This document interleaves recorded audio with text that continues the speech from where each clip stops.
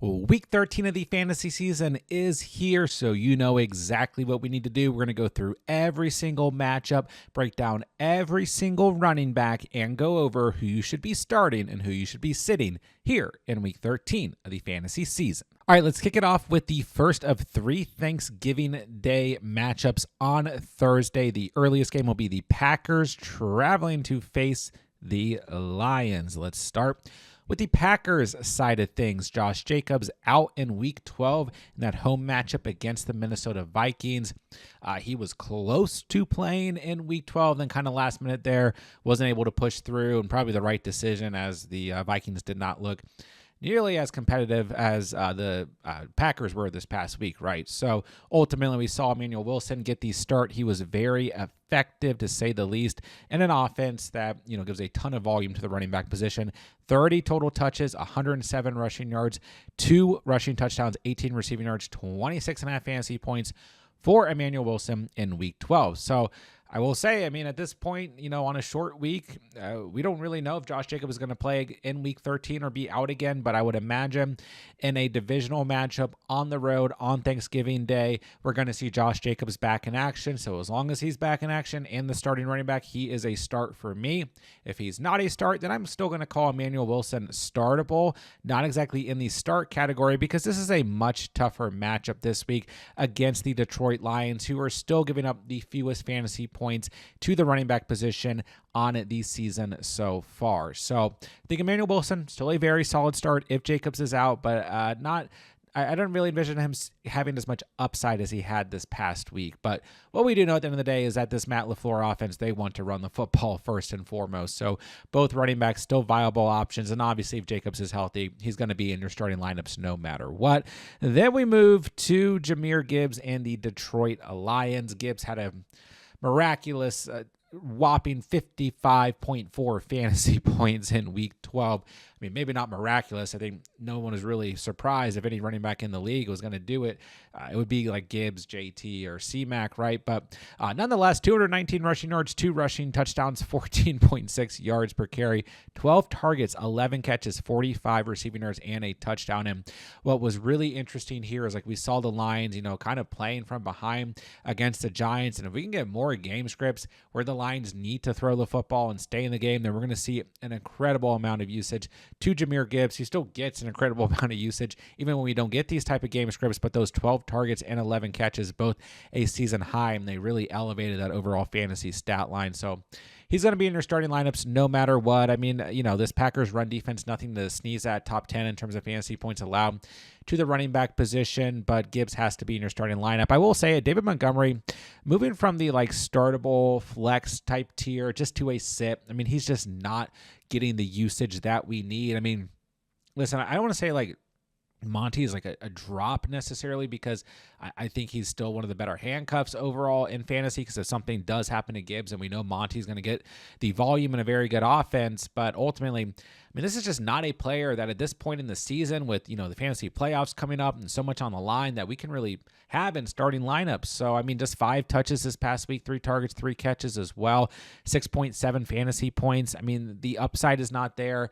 The game scripts haven't really been benefiting him as of late. And even in some of the game scripts that were benefiting him, we're still only seeing 10, 11 fantasy points. So the upside, like I said, really just hasn't been there. And with how tight this division is right now, I think these game scripts are going to continue to be really competitive for the Lions. So Monty right now, just a sit for me. I know Thanksgiving Day, he has kind of shown up in the past for the Lions. So maybe there's something there if you guys are absolutely desperate, have no better options. But I think for a majority of Monty owners, he's going to be a sit for me moving into week 13. And with that rushing performance Jahmyr Gibbs had last week, I'm headed straight to Underdog to take the over on his rushing yards on Thanksgiving Day. There's no way Jahmyr Gibbs is not going to absolutely eat. I'm headed straight to Underdog to take the over on his rushing yards, currently sitting at 69.5 rushing yards. And don't forget, all new users who sign up on Underdog using promo code THECATCH, that link is down below, are going to get a free NFL Pick'em to use towards Week 13 NFL action. Take that free Pick'em, take the over on Gibbs' total rushing yards if both of those lines hit. You're going to automatically double your cash entry.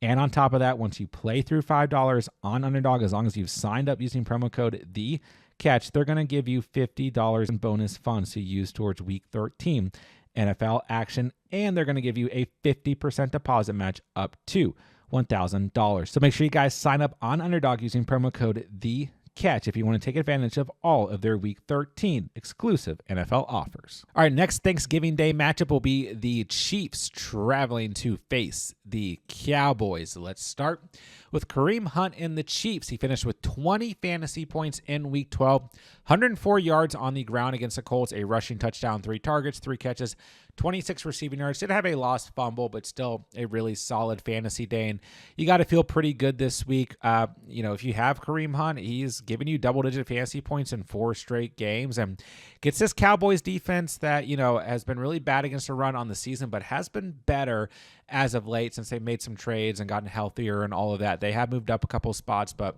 ultimately, this is still a bottom 10 unit in terms of fantasy points allowed to opposing running backs. But yeah, the Chiefs are going to be competitive week in and week out. They are in must-win territory. Even coming off of a win this past week, they are still in must-win territory, and they seem to want to give a lot of usage to Kareem Hunt. I mean, he had 33 total touches this past week, so if we can see some more of these competitive game scripts, once again, this is a player who's going to get a lot of volume. Now, kind of the elephant in the room is Isaiah Pacheco ruled out this past week. We haven't seen him in action since Week 8, and he could be good to go in Week 13. Maybe that impacts some of the volume here, but ultimately, I feel like the Chiefs are just going to kind of ride with the hot hand in Kareem Hunt. Brashard Smith still kind of looming around here, but he only had 4 touches this past week and really just gets some usage in terms of a receiving back. So if you own Hunt, especially if Pacheco is not good to go, once again on a short week for the Chiefs, then I think Hunt a very solid start. Maybe loses some value. Pacheco's out there, but for now, I'd be feeling pretty good if I own Kareem Hunt. Then we move to Javonte Williams. We look at it this past week, just 12.1 fantasy points, 87 yards on the ground, 3 targets, 2 catches for 14 receiving yards as well. He hasn't really had that upside that we saw earlier in the season, and really the Cowboys passing attack has been just so fluent as of late, and the game scripts lately have been game scripts that have been benefiting the passing attack, not necessarily the run game, so that has not benefited Javonte Williams, but he's still coming through with double-digit fantasy performances, at least in the last 2 games, right, and still on the season in every game except for 2, so you still got to feel good if you own Javonte. Maybe the upside's not there. It is a tough matchup against the Chiefs, but at the end of the day, the floor is still there. He's still a solid start moving into Week 13. All right, those holiday matchups for Thanksgiving, we'll wrap up with the Bengals traveling to face the Ravens on Thursday. So let's move to Chase Brown, who's been really good over the past couple of weeks, kind of quietly just giving you double-digit fantasy performances after double-digit fantasy performance. 15 fantasy points this past week against a very good Patriots run defense. He had 5.63 yards per carry, 107 yards on the ground, 2 catches for 23 receiving yards. He's, gotten a little bit of involvement over the past few weeks in the receiving game, which is what we really want out of Chase Brown as well. And I know some of the numbers were higher in previous games, but still, just those 2 or 3 catches a game helps amplify his overall fantasy value. Now, this is going to be a big matchup, right? We have the Bengals still technically in the playoff push, but they're at a 1% chance to make the playoffs. This is a must-win game for them. It's also a must-win game for the Ravens, who are in a better overall standing in terms of the playoff push now that the Steelers lost this past week. But nonetheless, the Ravens need to win this game. The Bengals are in desperate need of a win, and Joe Burrow is set to come back as the starting quarterback, according to reports here for the Bengals. So that should be good for Chase Brown, although I will say Joe Flacco, gave a lot of dump-offs to Chase Brown, so maybe some of that passing volume like we talked about could go away, but you still got to feel good here. I know the Ravens' run defense has been improving, but similar to the Cowboys, this is still a team that's ranking in the bottom 12, although they've gotten healthier and all of that.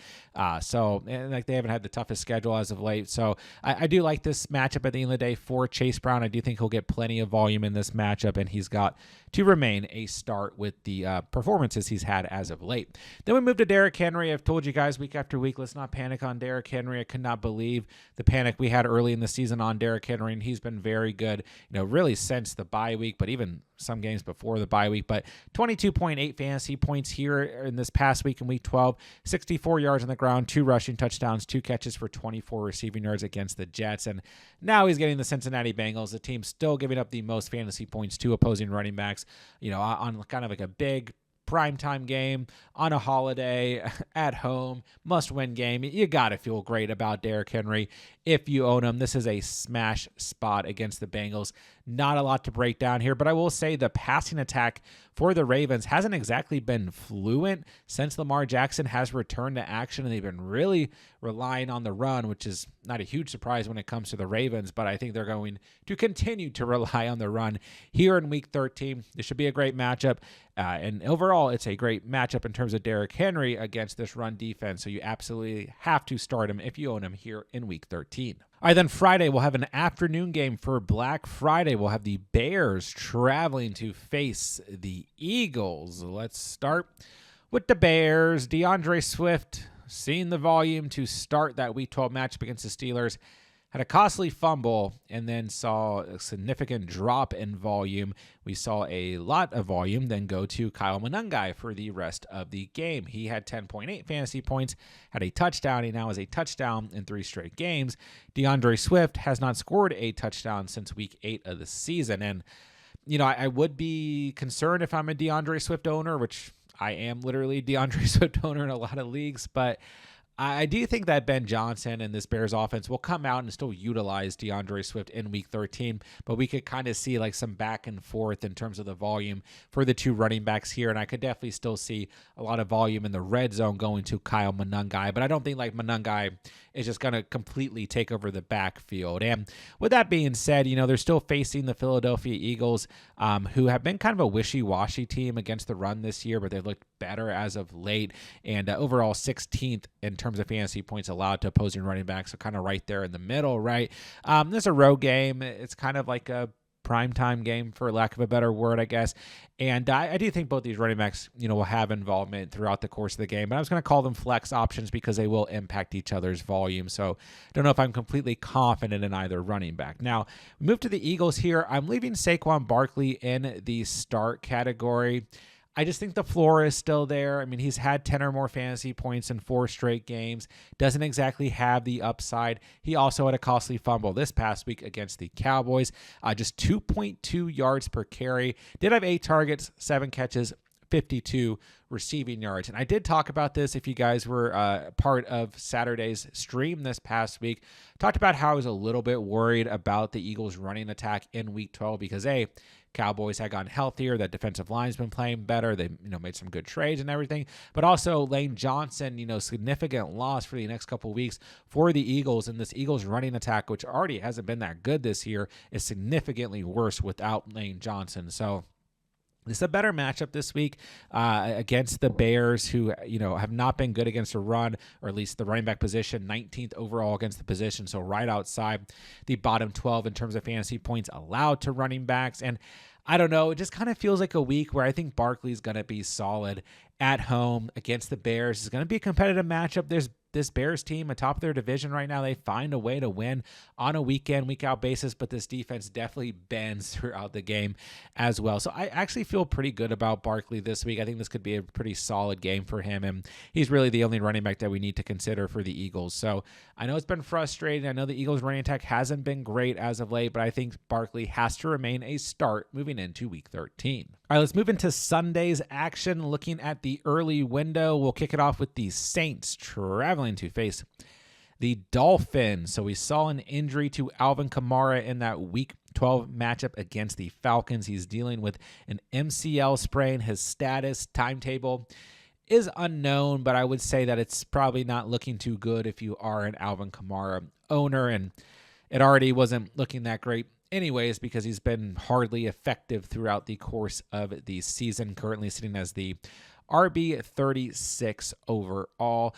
So I'm just going to put Kamara in the sit category because even if he finds a way to play, I know it's not the worst matchup here against the Dolphins, bottom 10 unit against opposing running backs, but I mean, Tyler Shuck, you know, who actually had some faith in, looked pretty awful this past week. I mean, he was okay throwing the football, but did have an interception and a lost fumble. The offense just did not look fluent whatsoever. So I'm just kind of out on Alvin Kamara at this point in the season until we potentially see something significant happen. That's what it would take, and I just don't think that's going to happen. But I do think Devin Neal, who we talked about in the waiver wire video, is worth picking up, is going to get the volume here as a starting running back. He did have 11.1 fantasy points this past week against the Falcons. 7 targets, 5 catches, showed that he could be used in the receiving game as well with 43 receiving yards. So I like Devin Neal as a flex option. He should be rostered in leagues. He's going to get the volume here. I mean, maybe we see somebody kind of surprise us. You know, they got Audric Estime on this roster as well. Kendre Miller's on IR, so we know it's not going to be him, but maybe someone could come up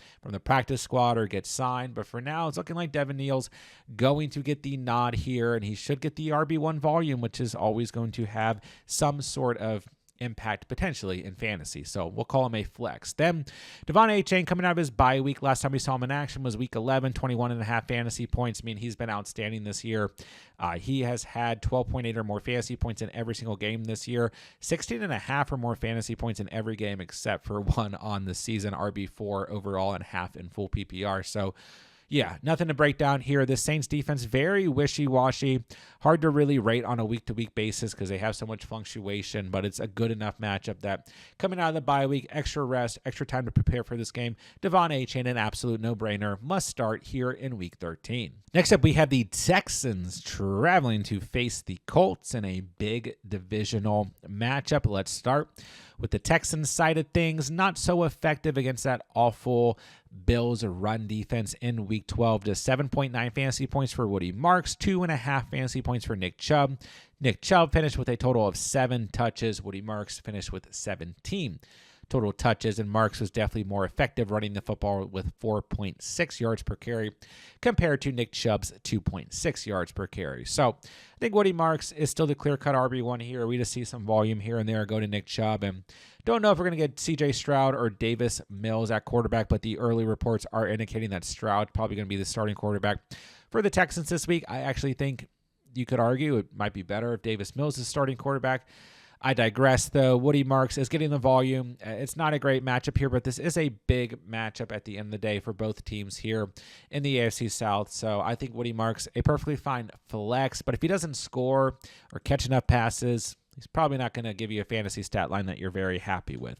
Then we move to the Colts side of things. Jonathan Taylor had his second worst fantasy performance of the year in Week 12 on the road against Kansas City. Just 8.6 fantasy points, 3.6 yards per carry, 58 yards on the ground, 2 catches for 8 receiving yards. You know, that Chiefs defense found a way to take him out of the game and shut him down.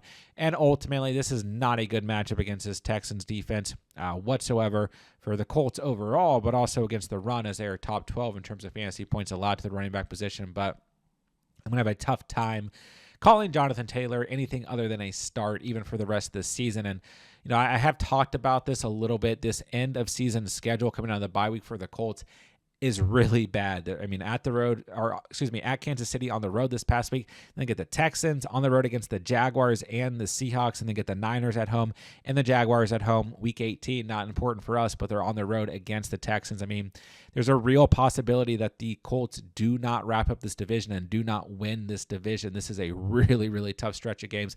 A lot of good defenses mixed in there as well. So focused on week 13 here. I still think JT is worth the start. Don't forget James Cook still had a lot of success against this Texans defense this past week. They're better in terms of getting after the quarterback, causing pressure on the quarterback and making plays based off of that. And they are good against the run, but that's not entirely the concern here. So Jonathan Taylor, I'm not ready to panic or anything yet. He's still going to be a start for me in week 13. Moving along, we got the Falcons, who will travel to face the Jets. Let's start with Bijan Robinson, 14.7 fantasy points in week 12 against the Saints, 70 yards on the ground, 2 catches for 37 receiving yards. So saw a little bit of shift in the offense with Kirk Cousins at the quarterback position. And actually, I mean, really the shift was that the passing game was a little bit more fluid. I mean, Captain Kirk O'Chains did have an interception and a fumble, but he did throw 2 touchdowns with 16 to 23, 199 passing yards. I mean, you know, we saw a lot of fluctuation with Penix at quarterbacks. Maybe too early to compare anything there yet. But Bijan still gave you a respectable fantasy stat line. He's only given you a single-digit fantasy performance once on the entire season. So, top 5 or top 6 running back, in half and full PPR. So, still going to remain in starting lineups. Nothing to panic about here in any way whatsoever. Bijan still a very solid start. Tyler Algier, 13 total touches this past week. He does get some volume, but just not enough to really be considered fantasy relevant on a week-to-week basis. Can always do something, but for me, really just a handcuff. Then we move to the Jets. Breece Hall, always going to be startable. He gets the volume here. He had 20 total touches this past week. He did have a kind of costly fumble against Baltimore in a drive where he was having a lot of success running the football. But still, Isaiah Davis only had 4 total touches in this game. And yeah, with Tyrod Taylor, quarterback, the Falcons defense played well this past week, but they're a bit bipolar in terms of how much that defense actually shows up on a weekly basis. I mean, sure, you could be concerned about Breece Hall, but, he gets the volume once again. He catches passes. He should have a respectable stat line and get you around double digits, even if the ceiling isn't crazy high. I think Breece Hall still startable moving into the week. Next up, we have the Niners, who will travel to face the Browns. Let's start with the San Francisco 49ers side of things. Now, as always, I do have to record these videos early on Monday, so Monday Night Football has not been played. If there's any crazy injury to Christian McCaffrey or anything that changes my mind, there'll be a pinned comment down below, but I'm expecting Christian McCaffrey to do Christian McCaffrey things in Week 12 at home against the Panthers. And really, regardless of what he does, as long as he's healthy, he's going to stay in starting lineups for me moving into Week 13.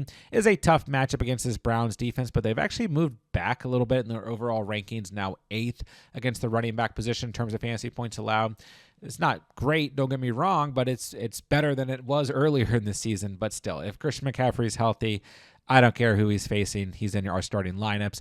Brian Robinson continues to be a strong handcuff, but that's it. Can't start him whatsoever unless C-Mac sustains an injury. So as long as C-Mac's out there, we're rolling with him. Now, Quinshon Judkins got a little bit banged up this past week, but was able to play a little bit at the very end of that game against the Raiders. And if we get any sort of change in his status, then I would assume Dylan Sampson's the next man up. We talked about this in the waiver video.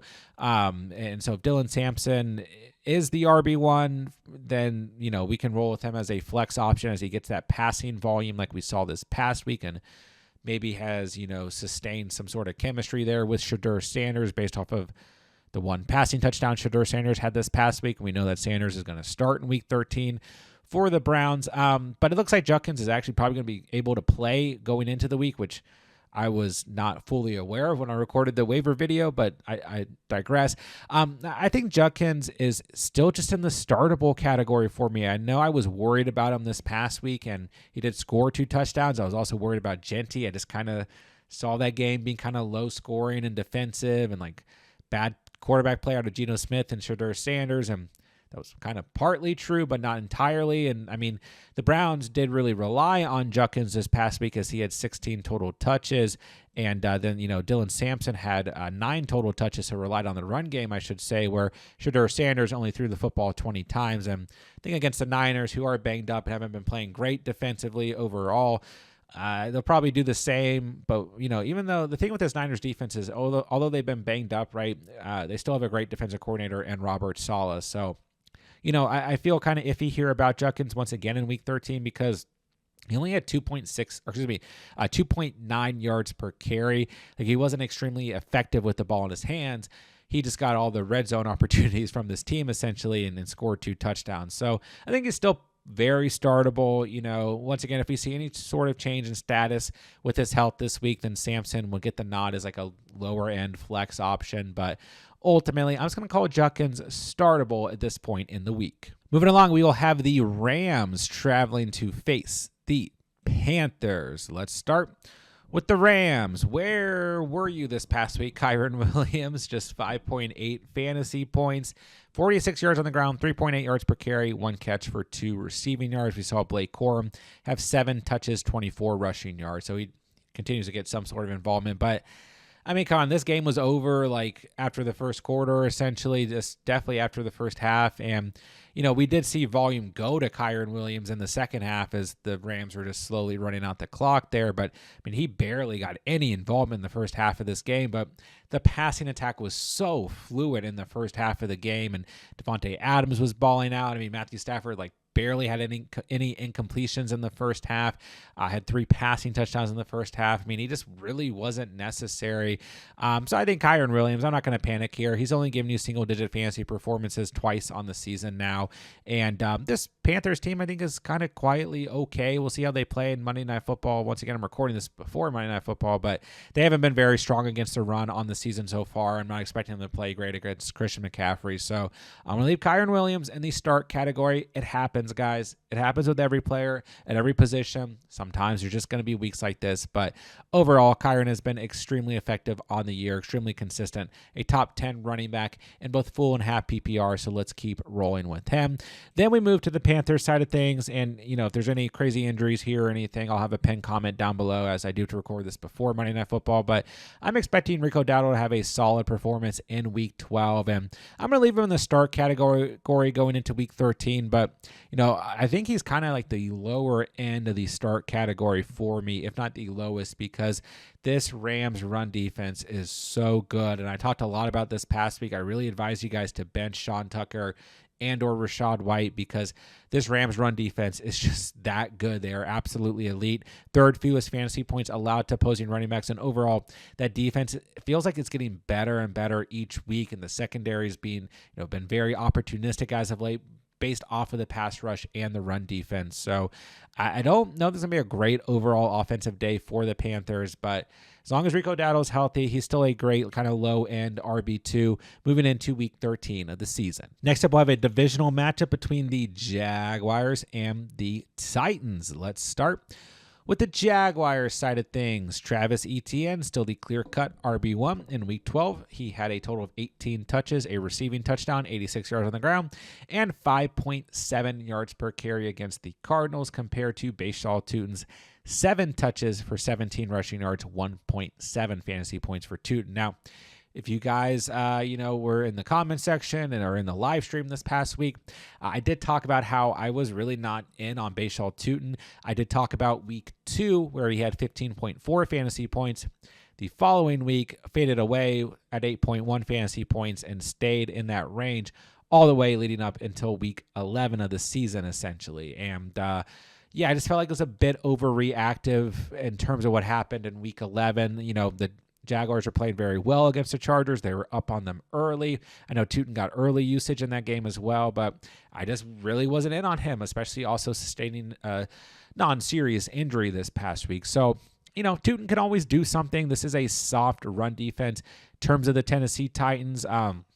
But ultimately, I just think Etienne's the clear-cut back here. He's the guy to start. I'm not in on Bashaw Tutin going into the week. And I think it's a great matchup for Etienne. So I think he's must-start running back. And, I just don't think that Tutin's really going to see enough volume on a consistent basis unless we see something happen to Etienne that we can really trust him on a week-to-week basis in our starting lineups. Then we move to the Titans side of things. Tony Pollard, 8.1 fantasy points for him. That was his best total since Week 7 of the season. Tajay Spears, 6.5 fantasy points. So these guys both remain sits. I know the Titans offense was better this past week, but they were better throwing the football. And, Cam Ward is actually a bit effective also near the goal line, which doesn't help Tony Pollard or Tajay Spears, being in the sense that Cam Ward actually ran the football a bit throughout this game. But I have no faith in this Titans offense still. The Jaguars have been pretty good against the run on the year, 7th fewest fantasy points to the position. So I am benching Tony Pollard and Tajay Spears, and quite frankly, I don't really think that they need to be rostered at this point in the fantasy season in most leagues as well. All right, final game of the early window is going to be the Cardinals traveling to face the Buccaneers. Let's start with the Cardinals side of things. Looks like Trey Benson is trending towards playing this week, according to early reports. So we kind of got two confusing backfields here. We saw Bam Knight get a little bit banged up this past week, but it looks like he may not end up on the injury report. Mari DeMarcado has been hurt. We saw some volume to Michael Carter this past week. I will say Bam Knight has been pretty effective with the usage that he has gotten as of late. So, I don't think he's worth dropping quite yet. He has scored a touchdown in 2 straight games and given you 13.2 or more fantasy points in 2 straight games. But still, I don't have a lot of hope for him. He only had 1.2 yards per carry this past week against the Jaguars. Nonetheless, we're moving on to Week 13. It looks like Trey Benson's going to play.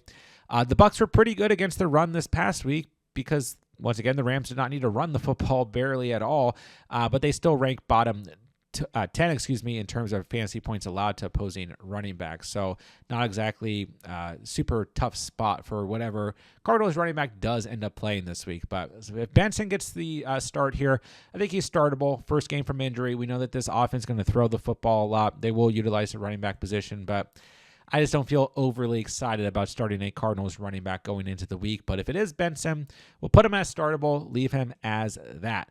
And then we move to the Buccaneers side of things, who, man, this has just been a tough season in terms of injuries for the Buccaneers.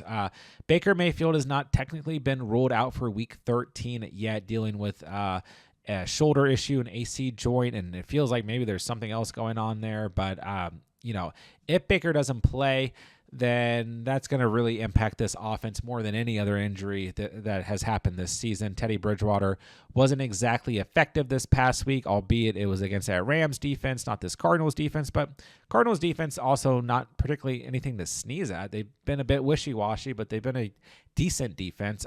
With that being said, they are not great against the run.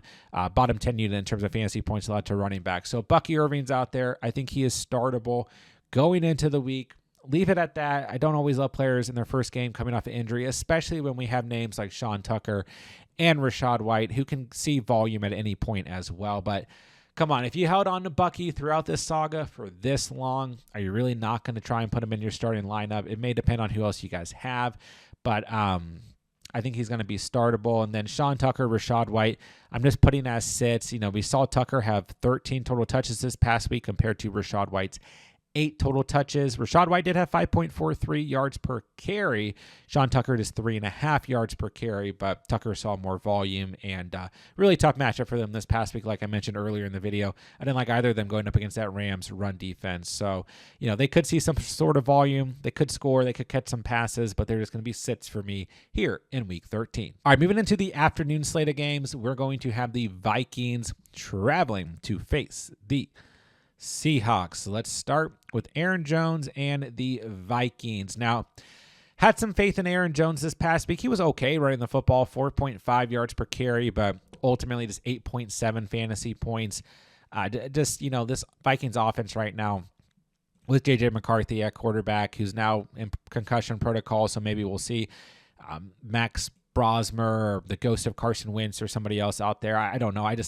This feels like, no matter what, a really bad spot for the Vikings offense on the road here against the Seahawks defense, which has not been playing as strong as of late, but it's still a very good opportunistic defense that's going to be in a really good spot here and still top 10 against the running back position in terms of fantasy points allowed. So I'm just staying away from Aaron Jones. I'm staying away from Jordan Mason. I don't have any interest in starting either of these running backs moving into Week 13. Then we move to the Seahawks side of things here.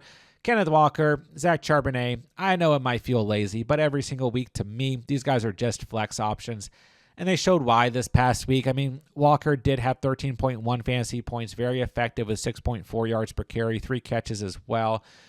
But Charbonnet found a way to scamper into the end zone. And I mean, he only had 9.5 fantasy points, but they both get usage. It's annoying. Charbonnet gets goal line work when it feels like Walker should, because he's so much more effective running the football, or at least he has been on the season. The Vikings are okay against the run, top 12 in terms of fantasy points allowed to the position, but they have allowed over 1,100 rushing yards to the running back position on the season. So we look at teams in the top 12, that is by far the worst. And actually, in terms of teams in the top 20, that is the second worst. The only team that's allowed more rushing yards is the Bears. They've been pretty soft in terms of just rushing yards allowed, so there will be opportunity here. But once again, these guys eat into each other's volume. So Walker, Charbonnet, like they've been for weeks and weeks here on the channel, are just flex options moving into Week 13. Next up, we will have the Bills traveling to face the Steelers. Let's start James Cook in the Buffalo Bills. Cook had 116 rushing yards in Week 12 on Thursday Night Football against the Texans. Had a touchdown, 3 targets, 3 catches, 13 receiving yards. He remains a must-start running back week in, week out, no matter what. Ray Davis, Ty Johnson, whoever's left over, just handcuffs. just guys who see some volume here and there who won't be fantasy relevant unless something happens to James Cook. Now, it is a tough matchup. The Steelers are giving up the 6th fewest fantasy points to opposing running backs on the season, but there should still be a pretty safe floor here for James Cook, who's only given you single-digit fantasy performances twice on the entire season. So Cook, as good as it's going to get in terms of a running back to start here in Week 13, even against a tough Steelers run defense. Then we look to those Steelers running backs. Got a little bit of a committee brewing over the past couple of weeks between Kenneth Gainwell and Jaylen Warren, but they both gave you double-digit fantasy points this past week, and they're facing this Bills run defense that is god-awful. They're still giving up the 3rd most fantasy points to opposing running backs, even playing okay this past week against Woody Marks and Nick Chubb. They've given up 14 rushing touchdowns on this season so far and 15 total touchdowns to the running back position. The only team with more rushing touchdowns allowed than them is the New York Giants, who've given up a total of 16 between the ground and the receiving game. And this is just a god-awful run defense at the end of the day. So you got to feel pretty good here if you own Jaylen Warren or Kenneth Gainwell. They're starting to eat into each other's volume here, but Jaylen Warren still had 18 touches this past week and a touchdown. Kenneth Gainwell had 16 total touches and 18.2 fantasy points. And what's nice about Gainwell is he gets that usage in the passing game, 6 targets, 6 catches, 30 receiving yards this past week for him, and he's kind of proven whether it's Aaron Rodgers or a backup like Mason Rudolph, he's still going to get that involvement. So I feel pretty good about Warren and Gainwell. Both are startable, especially due to the matchup, but they will eat into each other's volume a bit moving into Week 13. All right, final game of the afternoon slate, we have the Raiders traveling to face the Chargers coming out of their bye week. Let's start with Ashton Jeanty, who once again, I was mistakenly worried about Jeanty and Judkins fantasy-wise in that Week 12 matchup. Jeanty still showed up big here. Wasn't incredibly effective on the ground, which didn't surprise me due to the matchup. 50 rushing yards, 2.9 yards per carry, but 8 targets, 8 catches, 58 receiving yards, and a receiving touchdown. 24.8 fantasy points, still very good in terms of an overall fantasy day. And he's been very involved in the passing attack the last 4 weeks with 5 targets or more in each of the last 4 games. So I'm going to leave Jeanty in the start category, not overthink it this week. And ultimately, it is not a great matchup against the Chargers. They're 15th overall against the running back position. They've been much better against the pass than they have against the run, but it's still not an awful matchup necessarily. So Jeanty, let's just go ahead and leave him in the start category. Don't know if Geno Smith is finally going to get benched or not for Aiden O'Connell or Kenny Pickett, or if they're just going to keep letting Geno Smith play.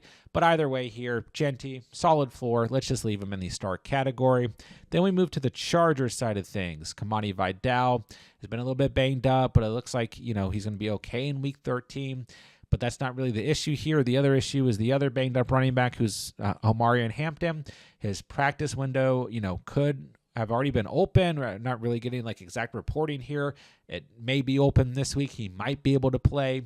So really, I'll just say whatever Chargers running back it's going to be, who we're expecting to get the lead volume, should be in a good spot here. The Raiders have slowly moved back and back in terms of their ranking against the running back position. Right now, 18th overall, so kind of right outside the bottom 12. And it feels like this Raiders team overall is just slowly falling apart. So I don't know if it's going to be Vidal. I don't know if it's going to be Hampton. Some of the reports are kind of making it feel like it's going to be Vidal, but then I look at other reports and they're kind of indicating that maybe it's going to be Hampton. So once again, don't know, but whoever it is, in terms of the starting Chargers running back, they will be a solid start moving into Week 13. All right, then Sunday Night Football, we have the Broncos coming out of their bye week, traveling to face the Washington Commanders. So let's start with R.J. Harvey in the Broncos running back room. Now J.K. Dobbins-less. No J.K. Dobbins out there. So last time we saw them in action in Week 11, we saw some volume go to Jaleel McLaughlin, and we saw a very, very small amount of volume go to Tyler Batty as well. So, I'm not really too concerned here. I think that R.J. Harvey's still the clear-cut back. He was the only back with double-digit touches overall. McLaughlin was the next highest with 8 touches, including the passing game. But yeah, it's a tough matchup against the Chiefs. This is not a tough matchup against the Washington Commanders, who are giving up the 5th most fantasy points to opposing running backs. But I just feel like this offense isn't really an offense that benefits the running back position too much. I don't know. I just wasn't entirely super impressed in week 11 with how Harvey was used and then how he played. But once again, that was the Chiefs. This is the Commanders. So maybe I'm being too harsh. If you guys don't have anything better, maybe RJ Harvey is like a low-end RB2, but I think for now I'm just going to call him a flex option, especially because Sean Payton has this tendency to use multiple running backs and like frustrate us in fantasy. I mean, really, the way he used Dobbins at the beginning of the season was like the only time, and since he's taken over the Broncos, where we've really seen like what felt like a clear-cut RB1. So Harvey, just a flex for me, but maybe I'm being too harsh. This is a really good matchup. On the other side here, Chris Rodriguez, Bill, Jeremy McNichols, this kind of RB committee is getting a much tougher matchup against a Broncos unit that's given up the fourth fewest fantasy points to opposing running backs. I still feel like Rodriguez is the most viable option in fantasy, as he has had a touchdown in 3 of the last 5 games, seems to get most of the goal line work, has been seeing the most volume in recent weeks as well, but it's still a committee at the end of the day. Marcus Mariota at quarterback. I mean, the Commanders are also coming out of their bye week in this matchup as well. So both teams will have extra time to rest, prepare. Primetime game, I don't know. This one just feels like it's going to be kind of ugly for the Commanders, but maybe they surprise us. But ultimately, I'm not too excited about the running back position when it comes to these two teams in Week 13. All right, last but not least, we have Monday Night Football. We will see the Giants traveling to face the Patriots. So let's start with Tyrone Tracy and Devin Singletary. Now, I think the first thing that we need to address is, don't know if Jackson Dart is going to play this week or if we're going to get another exciting week of Jameis Winston. Quite frankly, I'd rather see Jameis Winston at the quarterback position as much as I like Jackson Dart, just because I think the potential for entertainment is higher with Jameis Winston, as we saw this past week. Plus, the Giants are on bye week in Week 14. They have no real reason to risk Jackson Dart at this point in the season. Still on his rookie year, very promising future. We're having coaches fired left and right for the Giants. They're eliminated from playoff contention. Just let them rest through the bye week at least. So I actually have been talking about this. I do think there is a chance that Jackson Dart does not play this week, just like I thought there was a chance he didn't play last week and he didn't. So we'll see. How does that impact these two running backs? I mean, I don't know. This past week, Tyrone Tracy, very effective against the Lions, 16 total fantasy points. But Singletary still had 14 touches compared to 23 for Tracy. So Singletary was still involved, but it was a heavier passing attack this past week. But the week before that, it was a heavier running attack where we saw 2 rushing touchdowns and 17.7 fantasy points for Singletary, and then still 17.9 for Tracy against the Packers. So they have faced 2 really tough run defenses in the Packers and the Lions, and we've at least gotten success out of Tracy in both games, Singletary success in one of those games. And now they're facing another really tough run defense in the New England Patriots, who have still given up the fewest total rushing yards on the season of any team. So don't exactly know how I feel about this one, but I think they're both flex options. Definitely not my favorite due to matchup, but like I said, at least they've been showing up in tough matchups in the last 2 weeks. And then, once again, we don't know who's going to be the starting quarterback. So not my favorite options here, but they're flexible. If you guys don't have anything better, I would still kind of lean Tyrone Tracy overall, I guess. Then we move to the Patriots side of things. A great debate all week long was Ramondre Stevenson going to, be the lead back here once again and steal the goal line touches. And he did get a little bit of usage, did get some usage towards the goal line, but he had 0.83 yards per carry against the Bengals and a total of 7 touches on the field for 31% of snaps. Now, I do think that could increase this week, so I think he could be like a low-end, weaker flex option once again because this Giants run defense is really bad. I called him a flex option this past week against the Bengals and it didn't happen. They are the worst team in the league in terms of fantasy points allowed to running backs. The Giants are the second worst team in the league in terms of fantasy points allowed to opposing running backs, as Jahmyr Gibbs put on display this past week. So I do think Stevenson could have some low-end flex appeal this week, but Henderson was still the clear-cut RB1 here with 21 total touches on the field for 65% of snaps. He wasn't incredibly effective either, just 3.6 yards per carry, 3 catches for 15 receiving yards, but he at least got you through with 11.1 fantasy points. So this should be a better spot. You know, it was a rough game this past week for the Patriots. Don't think anyone was expecting that. They needed to throw the football a lot more, as we were anticipating them probably running the football going into the week, but this is a good spot. They're at home against this really bad Giants run defense. This team is still having struggles, although they somewhat showed up against the Lions this past week and put up an offensive performance. They are still having struggles, and this is still a really weak run defense. So Henderson remains a start for me moving into week 13. And there you guys have it. Every single matchup, every single running back, who you should be starting, who you should be sitting here in week 13 of the fantasy season. Don't forget, guys, I'm answering as many fantasy football questions as I can in the comments down below, so please drop me your guys' fantasy questions. I'll get back to as many of you guys as I can throughout the week. And while you guys are down there, it does me a huge favor, helps out the channel substantially when you guys subscribe and hit that like button on the way out. And when the videos and playlists pop up on the screen, go check out all of our other week 13 fantasy content as the week progresses. We're going to have everything you could possibly need to dominate this week and every coming week of the fantasy season. So go check out the videos while they drop. And with that, I'll say thank you guys so much for watching and or listening. And remember, you saw it here on The Catch.